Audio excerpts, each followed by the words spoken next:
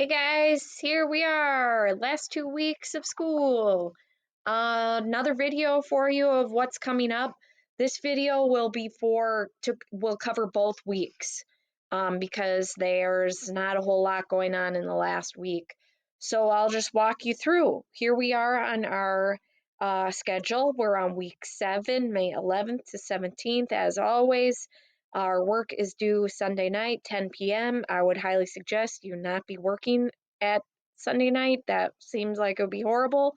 But whatever you got to do, I guess. Uh, a couple things if you look at the schedule. First, I made a video using this AP video. So this second video is the one that I'm using in this video that I made. You might have already seen it from some of your other AP teachers. It just walks you through the process, and then I interrupt from time to time with just some recommendations. It's about, I don't know how long it is, maybe 10 minutes. So check that out. Here is where you're watching this video. This week's work then. First up, we're doing our last table read. You did one this last week, and now you're looking at the Comp 15 final draft, especially focused on edits and fine tuning. Let's take a look at the rubric, which is linked here.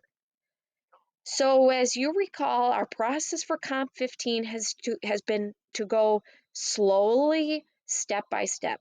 We started with a topics list, then we turned one of our favorite topics into an answer to the question on that topics list. We built a little list, a little outline, very informal. Then we fleshed that bad boy out, and I am super happy with how the fleshed out outlines look. You can always tell how solid a paper will be based on the outline, and they looked great. You may have hated doing a fleshed out outline. Most people don't like it. We were face to face, I'd probably hear a lot of complaining about it. But this whole process is exactly the process I used in grad school so I could teach you guys. And I think it's really helpful for you to experience what this process is like so that you could, when you go to grad school, get your PhD, want to write your own book. This is the process that I think works beautifully. So, blah, blah, blah. You built your fleshed out outline, you had a lovely works cited below it. Then you were turning your fleshed out outline into a paper. Those are looking really great too. Uh, then your group did a table read. They looked at your outline, they looked at your rough draft. That first round was evaluating arguments. So they were really just looking at your content, your ideas, what could be built up, what's a little weak, what's sounding good, and they were looking for plagiarism. That's what I've been looking for, especially in your outlines. Do your does your source information match your citations on the works cited? And hopefully your team is also helping you to make sure that what you have in your rough draft, if it came from a source, it's cited. So when you're reading someone else's paper, you're thinking, does this sound like my friend, or does it sound like an old man who's been through 20 years of school and he's an academician? If it doesn't sound like my friend, pretty sure they better cite it. Okay. Now, after the first round of table reading, you're looking more at blah, blah. Come on, lady, why do you write so much? Proofreading, editing for mechanics and errors. So have we followed all the rules of grammar? Which, by the way, I decided to not do a grammar exercise this paper because I thought you're probably overloaded a bit. And I feel like we got the rules of grammar down pretty well. This second round is really just cleaning up and checking out anything else that is new that maybe your table hasn't read, any developments to your paper. After your second round of table reading, you make these revisions that your team helped you with. You polish that paper up, getting it ready to demonstrate college readiness, high school mastery. And then finally, works cited, tidied up, perfect at the end, ready to go on Schoology. You can post a new document if you have a new document. You can also just let that draft evolve. And as long as I can see the perfect version that's at the bottom, your final draft, that's what I need to see. Check the grade book once I start grading these. That won't be like till the last week of school, obviously, but if you see any problems in the grade book, let me know because I'm just going off of what looks right to me. And that's true all the time.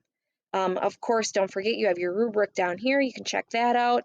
But this guy is pretty much the same as what we've had all year that we've been writing arguments.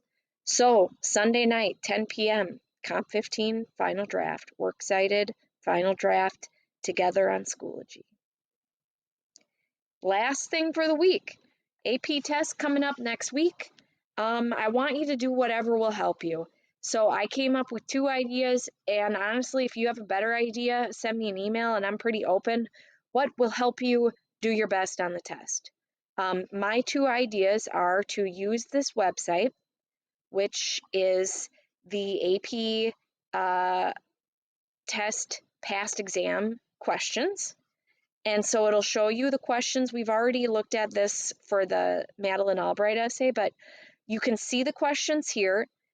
You can see the examples here under sample responses, and it goes all the way down. I wouldn't go too old because that's when, things were a little different in the past.